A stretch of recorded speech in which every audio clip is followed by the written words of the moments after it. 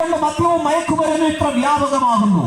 പണ്ടത്തെക്കാളുപരി പണ്ട് പ്രായം ചെന്നവരൊക്കെ മദ്യപിക്കുന്ന അനുഭവം ഉണ്ടായിരുന്നെങ്കിൽ ഇന്ന് കുഞ്ഞുങ്ങൾ വരെ മദ്യപിക്കുകയാണ്. നമ്മുടെ സ്കൂളുകളിലും കോളേജുകളിലുമൊക്കെ മദ്യവും മയക്കുമരുന്നും വ്യാപകമായി മാറിക്കൊണ്ടിരിക്കുകയാണ്.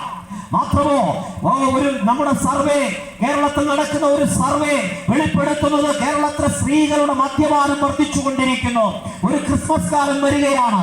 കഴിഞ്ഞ ഓണത്തിന്റെ ചരിത്രം നമുക്കറിയാം. 650 കോടി രൂപയുടെ മദ്യപാനം ഒരാഴ്ചത്തെ ഓണാഘോഷം കൊണ്ട് കേരളക്കര കുടിച്ചു നിർത്തത്.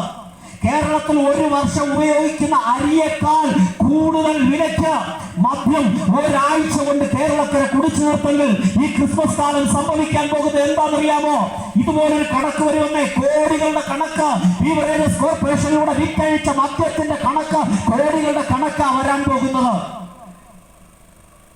പ്രിയമുള്ളവരെ, ഞങ്ങൾ വിളിച്ചു പറയട്ടെ, ഇന്ന് നമ്മുടെ